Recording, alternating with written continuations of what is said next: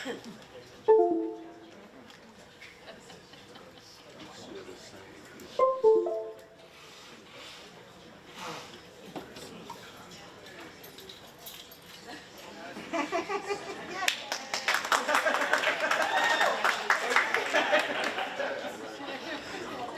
right, good morning. My name is Natalie Lesh. I am Chief of Community Engagement at the Erie County District Attorney's Office.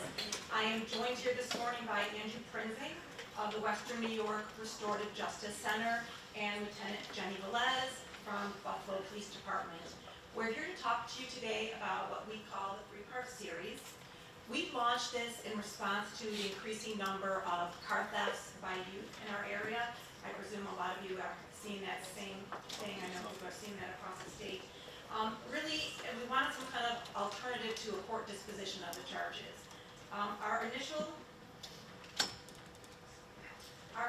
referral criteria for the program, you can see here, their age, what they were charged with, no priors, no accidents, no fun.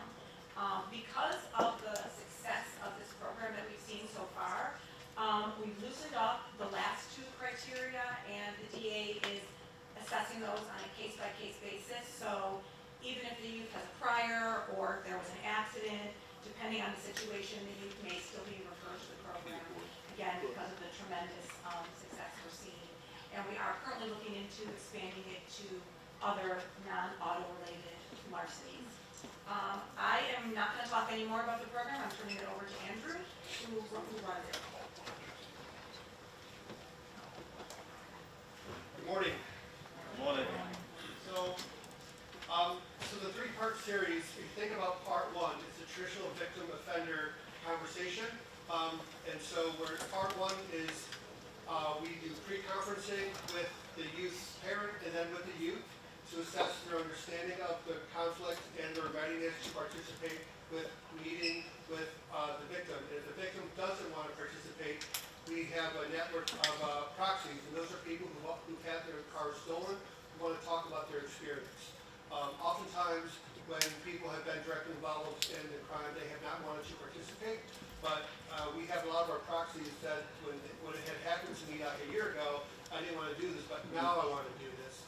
And so we have a group of about 25 people who participate to tell their story about what happened when their car was stolen.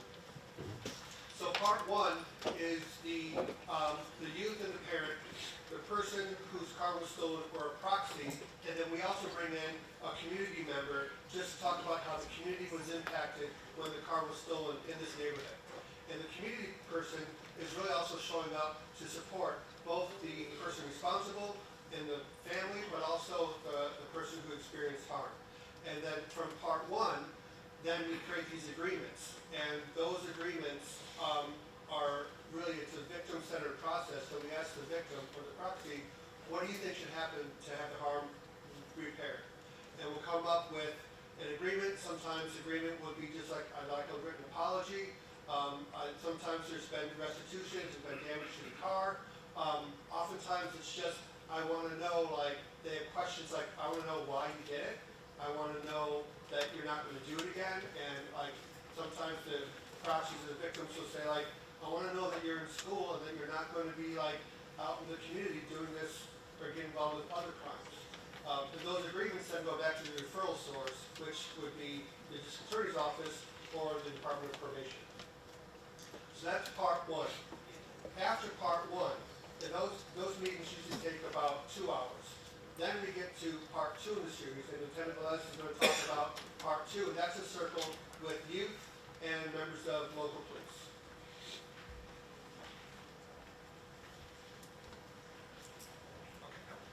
Good morning.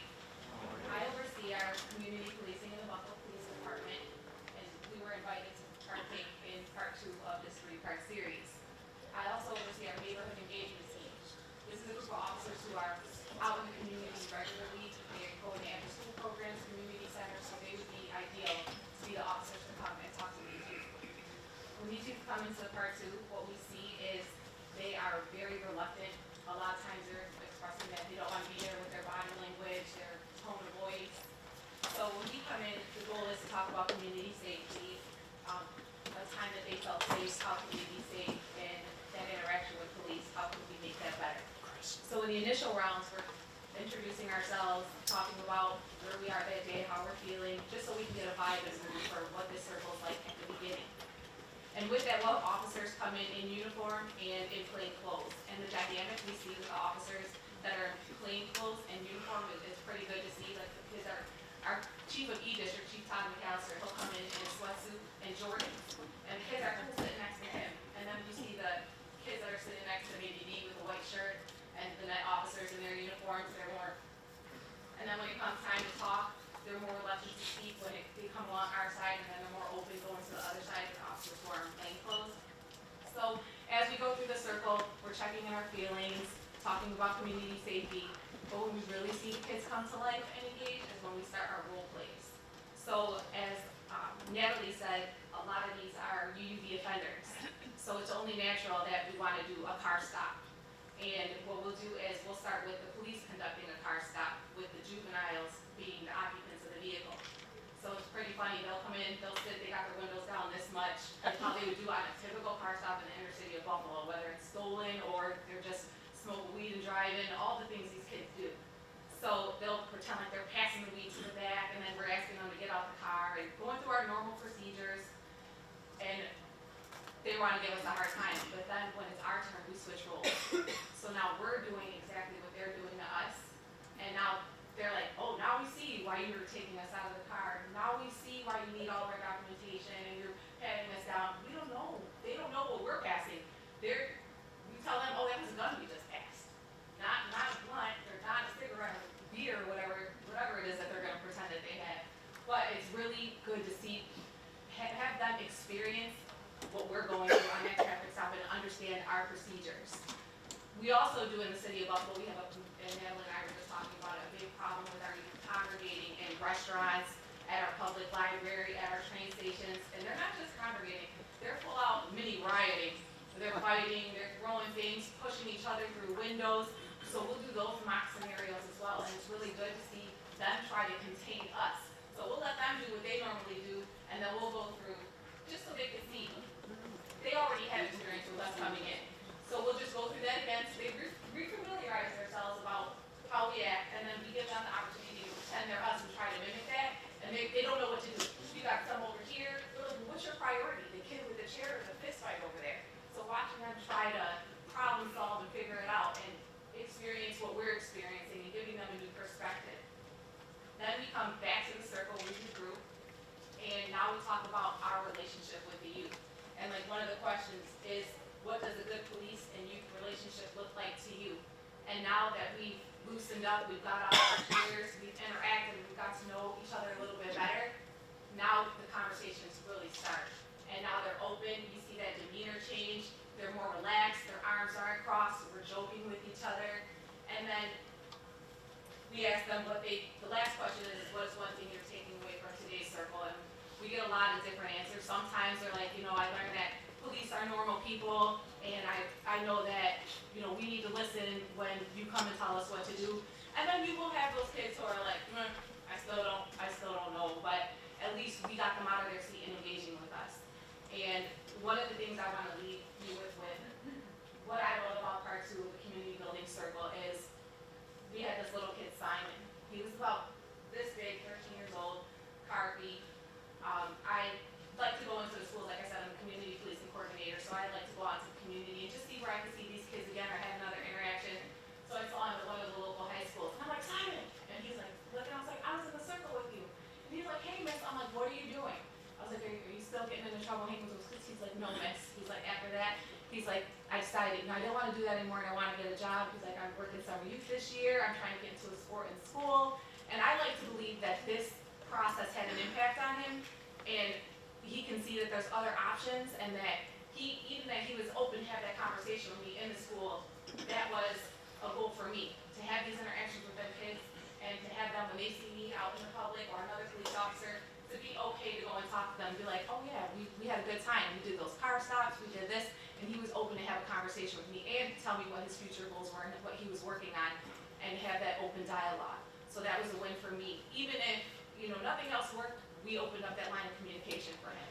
So I feel like us participating in this part 2 and being able to have that opportunity opportunity to have open conversation, interaction, and potential relationship building for the future is how the police are effective in participating in this part two.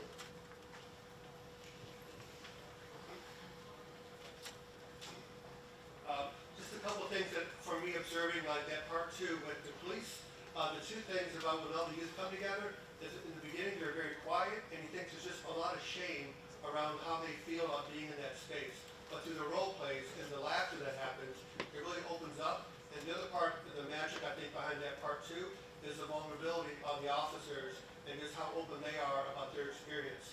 And I remember one of the kids in the takeaways when they said, "What do you get out of this?" The kid said, like, "I never realized," to the officer, he goes, "that every time you walk up on a car, that you're thinking about your like 4-year-old daughter." And the kid goes, "That meant something to me." And a lot of these officers, they'll give out their cards and say, "Look, if something happens, like, you can call me. I'm that person that you can call. And when I see you in the community, like, I go to the same tops. I want you to come up and tell me how you're doing." It's amazing how the relationships are happening right then and there, and how from the beginning to the end of that part two, I've seen the majority. We've had 55 kids go through the program, and the vast majority of those kids definitely feel a connection with the officers that show up on that part two. So that's been really powerful. Part three is the kids going to, so like maybe part one might happen like in the first week of the month. Part two is going to happen a week later. Part three happens a week after that. And part three is the youth show up and we bring all of our community partners.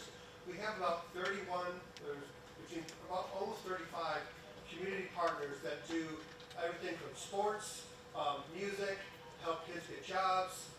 There are different locations of Buffalo. There's also community partners that offer just social programs for kids or just academic help.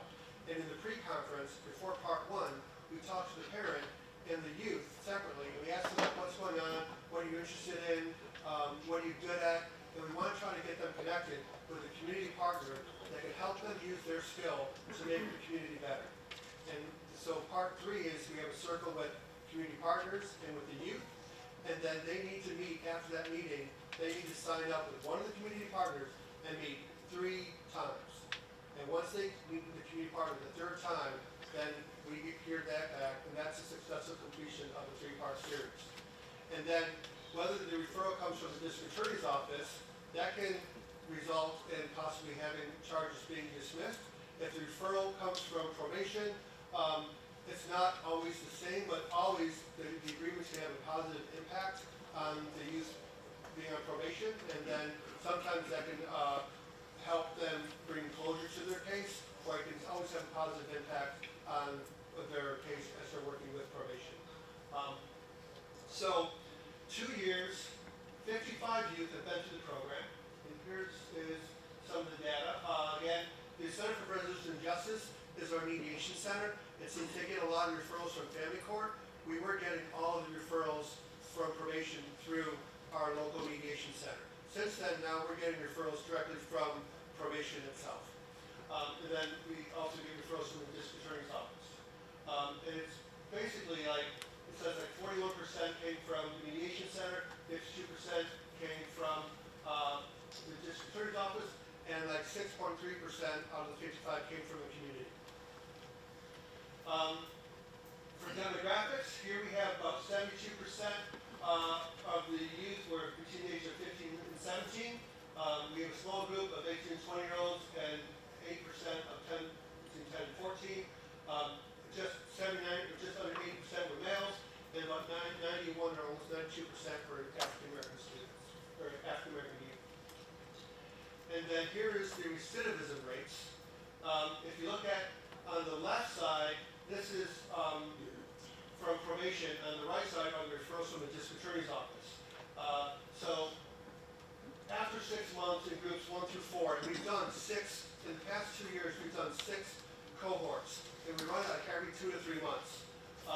So from the first 4 cohorts, we track then 6 months after, and 75% of youth did not reoffend.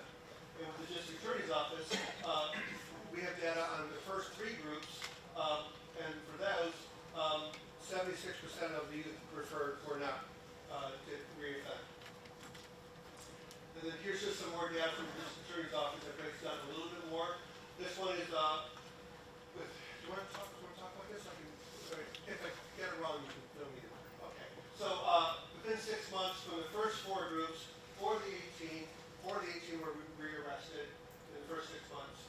For the first two groups, we had 13, and 6 of those first 13 ended up reoffending. Over on the right-hand side, these were tracking for more than a year, and this is for groups 1 through 3. 6 of the 16 were arrested, but 10 weren't. And then the bottom right group is only for group 1, 3 out of the 6 were rearrested. And also what we've learned over the past 2 years is that like the community partners are getting better at engaging the youth. And like everything we do has gotten better the more we do it. And so I think the group is really evolving, and it really is a true collaboration between the probation district attorney's office, the police department, and the various community groups. And when kids are successful, it really is a community success. It's not just the success of like any one group, and that's really what really gets people excited about being part of this coalition. And then for the probation, and the probation referrals are coming in offered for the younger youth, and only 2 of the 27 participants, only 2 of the youth referred for probation ended up reoffending. And then here's just some quotations from some of these testimonials. I learned that experience is totally different from the opposite perspective of what I was doing, or even people know I was doing. Another youth said, I need to start making better decisions, look for support, even if I don't want it, switch on my peer group, take out all the negative influences in my life. And then the last youth support teams, groups, keeping me on task, don't get in trouble when I'm back in Buffalo and out of the villa, a folk program. Groups that will help me with education, get into college, and complete my goals successfully. And one of the youth said afterwards, we had a stock of celebration, he said, why do I need to get into trouble to get all the support? And so he's like, this was great. And a lot of the youth, what we need to track is afterwards, how many of the youth are still connected with their community partners. We know that there is a large percentage of youth stay connected once they meet those 3 times. And it's just really been exciting to see it kind of evolve. So some of the successes, just like the partnerships between the community groups, the district attorney's office, probation, and the police department, having those groups work together and really feel that we're working together to kind of address these issues with youth and student cause. Positive engagement between youth and police, opportunities for youth accountability, and this is one of the things, like, youth will take accountability if they know we see them as more than the crime they committed. And that's that navigating shame part. You know, we can talk about what if the youth feels like, I'm not a bad person, I'm more likely to tell, I can talk about what I did, but when I'm just being seen as a car thief, it's really hard for me, for that youth sometimes to take accountability. So we've seen increased accountability through those agreements, increase on awareness for youth and families, and recidivism rates lower for youth in the program. And then some of the challenges, just funding, and we're at capacity, how much time it takes to do every pre-conference takes anywhere from a half hour to an hour, and so we're just kind of training facilitators, and then building our capacity to do more of this can come if we can secure some additional funding. There's also stigma in the community that sometimes these kids just need a consequence, or that people don't know that this process could really benefit. But if you talk to the victims or the proxies, they're the first ones to say, like, the last thing I need, like having this youth just go through a criminal justice process doesn't do anything for me. What I needed to do is I need to tell the kid how angry I was or how upset I was, and I need to know that like some good can come out of this. So that's really powerful. And then just having valid changing contact information for the youth in the program. Sometimes when we get a referral, we need to go back to the referral force and say that we haven't been able to kind of make contact with the family, and so we've had to sometimes it takes 3 or 4 times to make contact. Did you get anything up? Okay. All right. So afterwards, we'll have a pad of paper. If anyone wants, if you want copies of the scripts that we use, or we'll put a pad of paper up on the table. If you want any more information about the program, if you leave your name and email address, we can send you that stuff. But we just want to turn it over to our second group. Do you want to say anything else? Yeah, I was just going to say, Orange is going to present, and then both groups will take questions at the same time. Okay. All right. Yeah.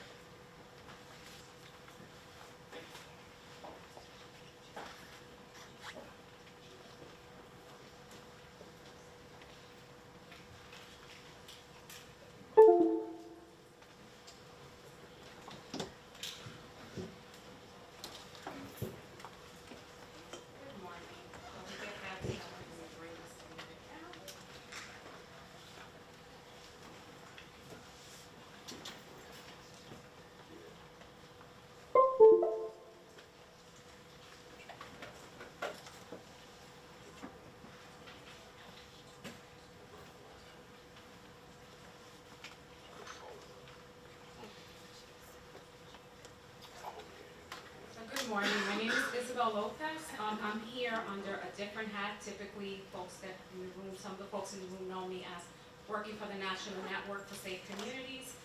Today, I am under the hat of the Building Bridges Initiative, which I founded this year in partnership with the DA's office and the Sheriff's office in the city of Newburgh. So, I want to first start by apologizing. I know that in our program we were going to have 2 of our youth participants here with us. Due to school and work, they couldn't be here. However, you will get to hear from them in a video that we have. I'm joined today by Under Sheriff Will Garcia and DA Investigator Joseph Ritigliano. So our presentation today is about police-youth reconciliation. And I know that when we hear the term police reconciliation, many thoughts and interpretations come to mind. Today we will focus on a crucial aspect of youth and police reconciliation, specifically through the lens of the City of Newburgh's youth and law enforcement. We will explore what this relationship looks like and how we navigated that process through our program, Building Bridges. By fostering open dialogue and collaboration, we aim to strengthen trust and understanding between both groups. And I'm going to try to go a little quick because I really want you guys to hear from the undersheriff and the investigator. So we collaborated back in, this year we began the process. I sat down with the sheriff of Orange County and brought this idea to him. And within a month, we rolled it out together in partnership with the Youth Advocacy Program. How many folks here are familiar with the Youth Advocacy Program? Oh, awesome. So we got into partnership with them, being that they were already an established agency in the city of Newburgh, and we're already working with some juveniles and young adults involved in the gun violence initiative. So our program component is a 5-day workshop, which brings together police officers and young people to engage in constructive conversations, share experiences, and gain insight into each other's perspective. And these workshops vary from a range of topics. We cover topics such as conflict resolution and the impact of gun violence. One of the things that we keep at the forefront of our program is we bring the kids to the table, and we want to know through their lens, how do they see gun violence? Because oftentimes we can go into a community and tell the kids what they need, and the way that we did this differently was bringing them to our table and listening to them of how they see gun violence through their eyes, something that they're experiencing on a day-to-day basis in their communities. So this is just a recap of what our program is, which is day 1, introduction and icebreakers. And I think that we have such a similarity, right, when we think about police programs. We bring in the officers, we ask them to come in plain clothes. The 3rd day, which is, like you had said, that wow effect when the officers come in uniform. And the reason that we do that is because we want to build and break down those walls and have the kids just have typical conversations, just have dinner every night together and just kind of humanize that relationship. And that's the way that we do it throughout the week. On day 3, when the officers come in uniform, there's a reaction, walls come back up, and we try to remind the kids, hey, this is Under Sheriff Will, this is, what is it, we could say a kid named Joe, this is Joe, and now that we're like, did you remember the conversation that you had the past 2 days? And we kind of bring it back, but we see the difference there. Throughout the process, we do scenarios where the youth are the cops are the kids. We switch those roles, and that's a really interesting dynamic, as you guys had heard earlier, when we put them in each other's seat. One of the things that we do after that, we break down those conversations of how did you feel when you were the officer, or how did the officer feel when the officer was the youth? So we have those deep conversations, and we also encourage them to speak up. We're in a safe space. We're not there to have a conversation and then say, but this is why we do this. Let's have an honest conversation. There's so much healing and reconciliating in those conversations. And we end the program with a celebratory dinner where we invite family members and community members to come celebrate the youth. And then when we think about reconciliation in the context of all of this, the key elements are acknowledgement, recognizing the past and current challenges between youth and police, especially in communities affected by gun violence. And that initial conversation with a lot of the kids, when you're asking them, how is it that you're seeing things? I'm coming, I'm patrolling your neighborhood, this is the things, either the calls that we're getting, these are the things that we're seeing, how is that affecting you? And it's such a different dynamic when you are listening to them and how they see things and how they see how we see them. It changes your perspective on a lot of things. And then there's a lot of healing and encouraging forgiveness as we talk about, breaking down certain calls when we do the scenarios. Why do the officers do this? If I was pulled over, one of the things that we do when the kids are the cops, we start to add that pressure. Everything that they see, on Facebook Live, we typically will act as, community members, or we'll act as if we are other children, other kids in the community, and we are putting them under pressure, and then we're breaking that down with them. How did that feel? How did that feel to you? And from that moment that 911 call comes in, to you being on scene, to having family members, to having all that chaos around community members, we break that down and we unpack that together. And then, the joint workshops, community events. So one of the things that we do with our program is, at the inception of the program, we ask the kids, this is all about gun violence in your community. What projects, what things can we do together where this is not a snitching program. One of the things I want to say, a lot of times when the kids come in, we tell them that this is not a snitching program. We're not asking you what happened, in your block, who shot who.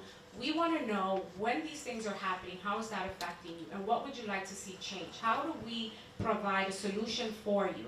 How do you come to the table and give us ideas of what you would like to see in your community as it pertains to the gun violence? And I'm going to have you guys hear from one of the kids that were supposed to be here. This year we had them here at the conference, the Youth Justice Conference, and this is from their We words. all just human. Like, uniform, none of that means anything to nobody. Because at the end of the day, we still got it going on. We all die one day. We all human. Nobody is strong, immortal at the end of the day. So it's like, if we just gotta respect one each other, it goes a long way. Like George said, it's about trust too. Like, you know what I'm saying? If you have an officer you could trust and you could build that communication, and you could like, I'm going through something, we'll just go there and talk to them about it. You won't feel like, if I tell them this, it's gonna backfire on me, you know what I'm saying? It's just like safe place. And like, Building Bridges helped me a lot too. Like, I pushed programs like this before I got incarcerated at 17. I don't think I would have got incarcerated, you know what I'm saying? It's like, as growing up, you go through a lot of stuff. Like, at 16, I got shot. Doctor told me, like, if it was 3 inches away, I could die, you know what I'm saying? So it's like, we really think about stuff like that. You go through it, it's really teaching you a lot. Like, you building a bond with an officer. And it's like, no matter what nobody tells me, I would never say, oh, fuck cops. Like, you know what I'm saying? Because at the end of the day, we're all human, you know what I'm saying? Like, nobody can change my opinion, nobody around me. And I think program like Building Bridges, yeah, like, we have a big brother, like, we also have some, because not all of us have a safe home at the end of the day. So it's like, when you go to these programs, you feel safe, you can communicate, you can say what's on your mind, you don't have to feel like, knowing we got to bottle it up and explode when we go outside and stuff like that. So I think programs like this help a lot. It just builds communication, trust, and a lot of stuff. Like, we even talked about like basketball games, like having a basketball tournament, like bringing community together, cops versus the youth, and stuff like that. And we just think that we all. So, play the whole thing, but I know we're pressed for time. When he's talking about the basketball game, when we do the initial first aid, we have them think about a community service project that they want to do together. And that's one of the things you guys will get to see. One of the initiatives that they put together for June, which is Gun Violence Awareness Month. So this was the basketball game that they wanted out in the community, which we, invested. They asked for jerseys. They said, we want to make sure that we look legitimate out there. So their ask was jerseys. Amazon, $49.99. All we had to do was get somebody, one of the local places, print shops, to print the logos on there. And this was the officers in action with the kids. I have to say it was very competitive. It was a very competitive game. We wanted to say there was no winners or no losers, but at this age you can't say that. When you say that to little kids. The officers won. So we were like, please take it easy, and then they were like, no, this is a competitive game, this is what we came for. So it was a really great day. We also had the City of Newburgh Police supporting us, so we all came together to make this happen. And it cost really nothing, if you think about it. It was an ask in their behalf. We got community agencies that are receiving gun funding in the community. We have the SNUG team out there as well, providing some resources amongst other agencies. So when you think about it, we have all of these resources in our community, and all it takes is a conversation. And to have these kids say, we want a community basketball game, that's all that we want. And for us to be able to do it and come together as partners to do it was really huge in their eyes.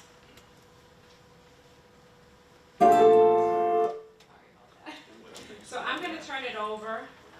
I have some questions that we're going to be asking our panelists. So first we're going to start with Under Sheriff Garcia. One of the questions is, reflecting on programs like Building Bridges that aim to improve police-community relations, what key lessons have you learned that you believe other law enforcement departments can benefit from?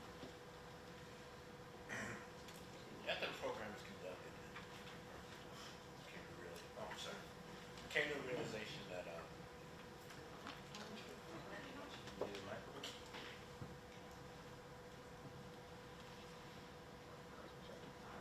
No? Do you want to say? After we did the first program, the sheriff and I came to the realization that, hey, we got volunteers to go into this. It wasn't anyone was directed to go into it, and you see some of our members there. Don't look like a typical police officers. They have beards and tattoos, and when they first met them, they were like, wow, these guys are just regular guys and women.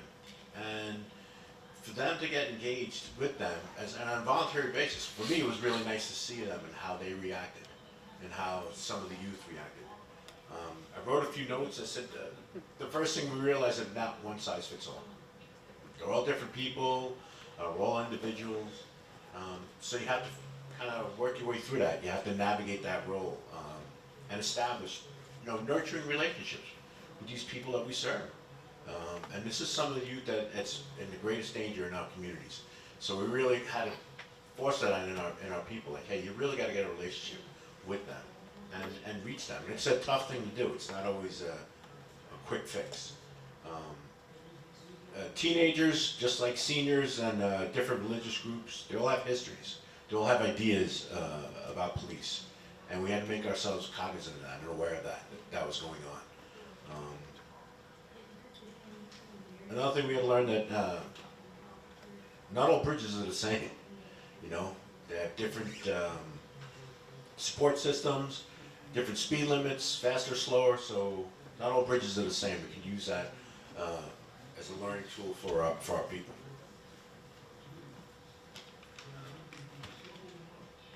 Second, we had to be committed to the Building Bridges program.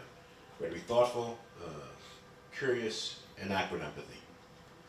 And patience. It took a lot of patience because not all the time, like Isabel said, not all the time you walk up to someone and they'll be opening up and saying, hey, this is what the issues I have. It takes patience. It takes time. Sometimes it just takes you sitting there. I've experienced a lot of times I'll just sit there in a room, someone will just start talking, asking questions. They're curious. So am I. I can ask the questions right back to them.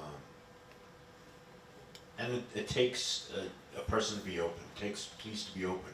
To walk across the room and introduce yourself to an individual, and start open that conversation and start it. You have to actually start it. You can't expect for people and individuals to come up to you and meet you. And the last thing is, like we do in law enforcement, we want to do a postmortem, an after-action review. What can we do to reflect and be flexible and inclusive as possible in what we're doing?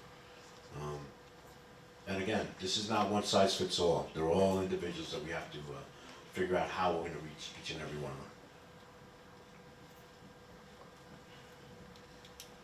I'm going to turn it over to Investigator Ritigliano. Our question is, what are the most common challenges you face when facilitating dialogue between police officers and the youth in the program, and how do you ensure both sides feel heard and respected throughout the process? So, can everybody hear me? I think it's important to understand that when we're policing, especially in in urban communities like Newburgh or marginalized communities in general, we're not going there for a positive reason, right? Like, we're not going down the street to spread joy. Like, unfortunately, we're there because there's a problem. And a lot of times, the interactions that we're gonna have with the youth, as well as maybe family members or friends, or people they look up to in the community, it's gonna be a negative response.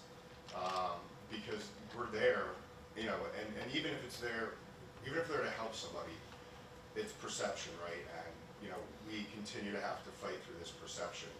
So I think the most important thing is having a neutral location is key. Like, you have to have a place that police officers feel comfortable expressing themselves, but moreover, the youth, where they feel comfortable, where they will feel comfortable, breaking down, you know, the tough exterior that they've been forced to put up, you know, like almost like a suit of armor from some of the trauma and things that they've seen.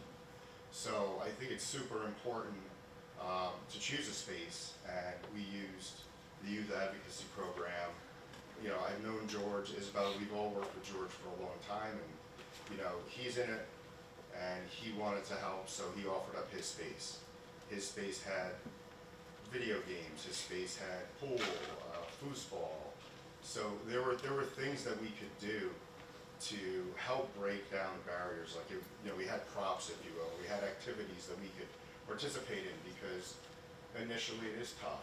It is tough to get those things broken down, to get the barriers broken down, even in plain clothes. You know, the kids that go to YAP every day after school, like, well, who are these guys? Like, why are they here? And even if, you know, maybe a couple of them might realize that we might be police officers. The other big thing, I think the biggest hurdle for police departments is, if you want a program to truly be successful, I think you really need to make sure you have the right cops. This isn't a one size, it's not one size fits all.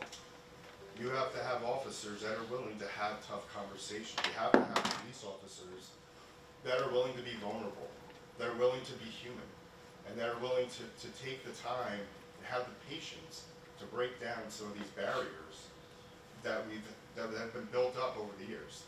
Even if they weren't built by me, right? Like, I'm taking responsibility now and trying to do the work to knock some of these walls down, and you have to have the right officers to do that.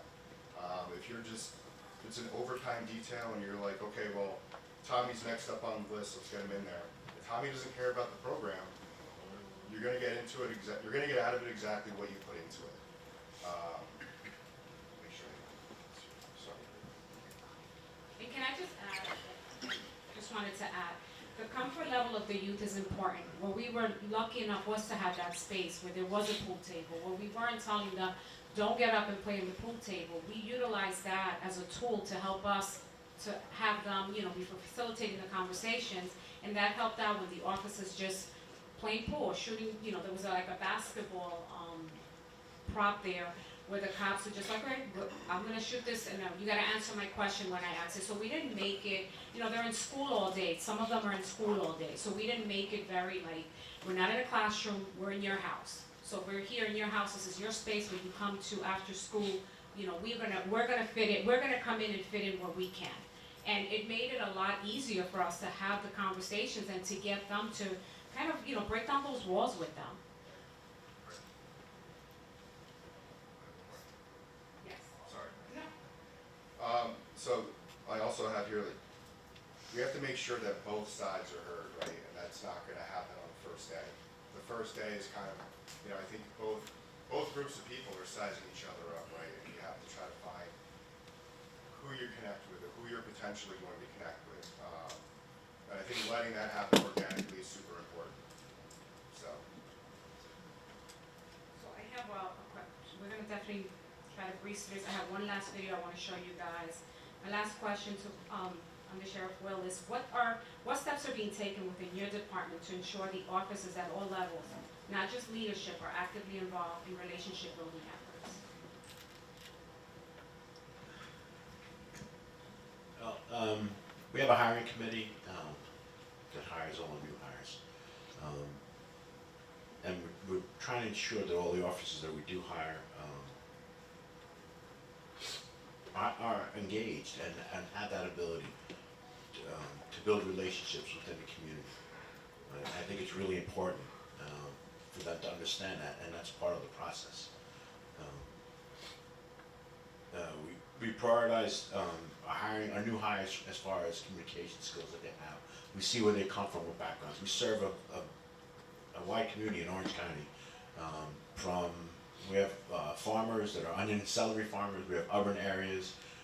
We have large religious communities within Orange County. So all this comes into play when you're going to realize it's a broad variety of people that you serve in the community. And you have to understand they all have different cultures, different beliefs. And you have to get along with that. And the whole part of them, we try to tell them that, hey, you're going to have to learn these things. When I was new, I've had 3 different careers. I started with one agency in the state. I started with state police. I was at the DA's office. I worked with Joe a lot and with Isabel at both places. And I learned each and every time from both of them and from people at Newburgh PD. You just got to be able to take it in and be able to treat those people equally and get down and listen. Sometimes people just want to be heard. You have to be able to listen. I think it's a real important skill. Also, we feel that some of the curriculum added at some of the police academies, we also deal with our local police academy, which can help foster community relationships and build cultural competencies with our community. I think that has to be part of a component they can learn early on for those that aren't laddering from other agencies. And also, we get a commitment from our command staff. The sheriff was involved in this when Isabel came, and he came to me and he says, "Hey, what do you think about this?" "Oh yeah, I'm in. Let's just go. What do we need to do? What do we need to do it?" And it's the same thing with the DA's office. So the guys and men and women of the City of Newburgh Police Department, once they come and ask, all right, we're in. There's nothing. What can we do, and how can I help? That's the mantra we take, and I think we try to push that down to the rest of the staff. We say, hey, look, what can I do, and how can I help? It'll help you everywhere, not only in the community, but through your career. You build relationships amongst each other. I've known Joe for a long time, known Isabel for a long time, and it's a relationship that's been built. I can go for them for advice, for questions, and bounce ideas off of them. So we try to force it out with all of them.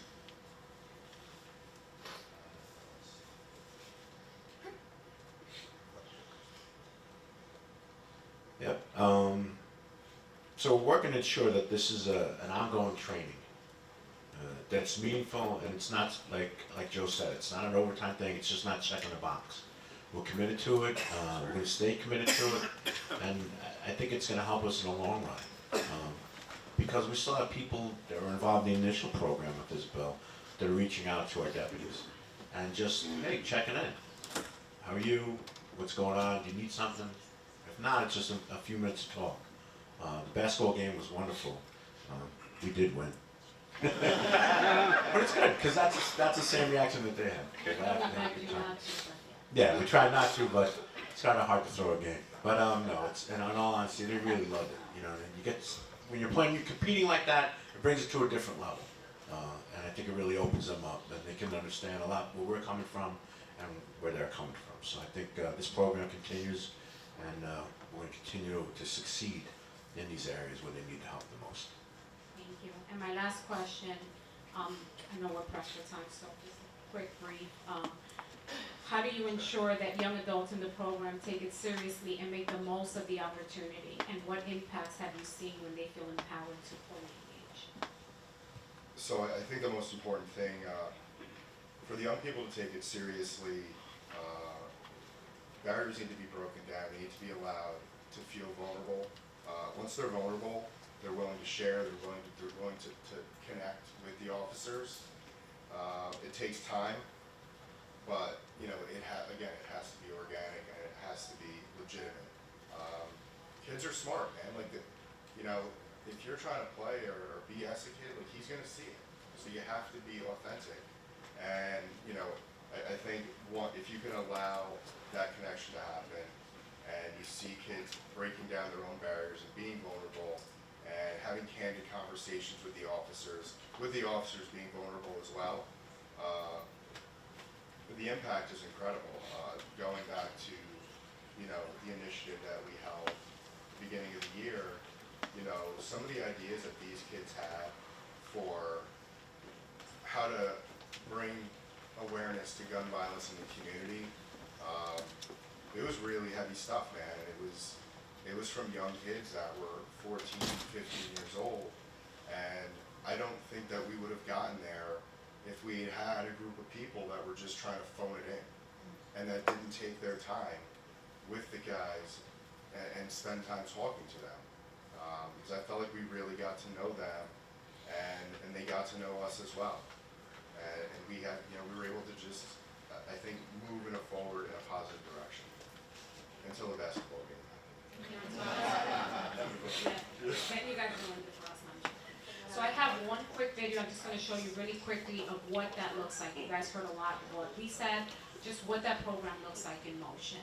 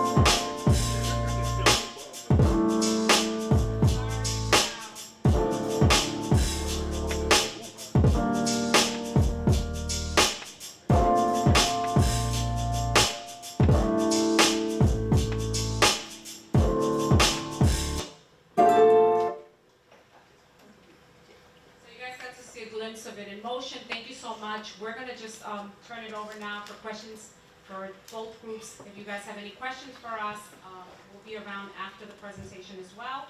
Thank you again.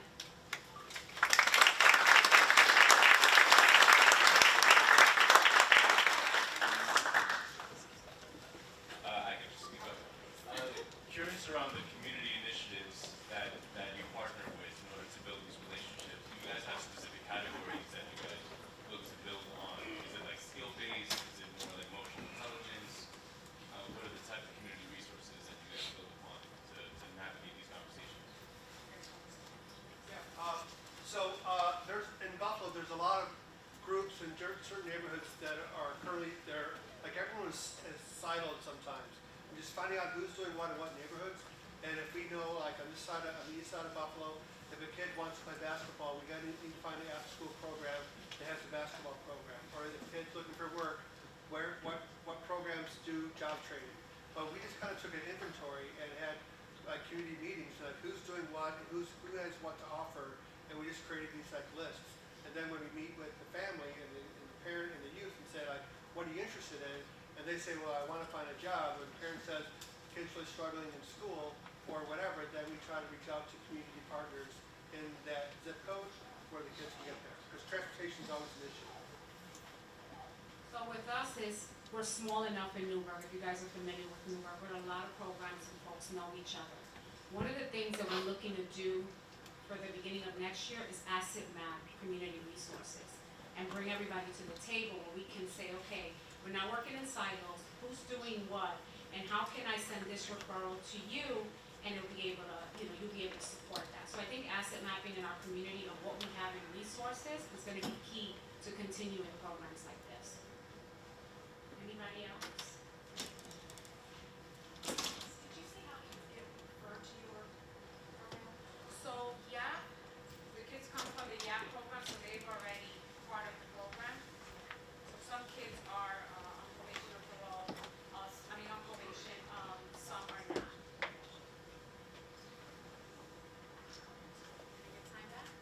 Thank you so much. No other questions, comments? No? Thank you so much. Have an amazing rest of your day.